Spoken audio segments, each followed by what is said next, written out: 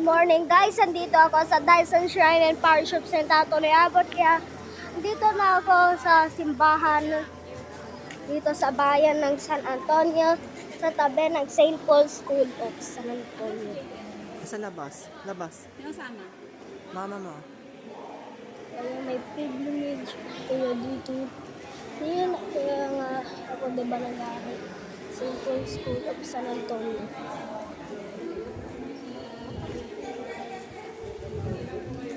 Kaya pa wala pang misa, hindi ko pa alam kung anong oras ang simulan.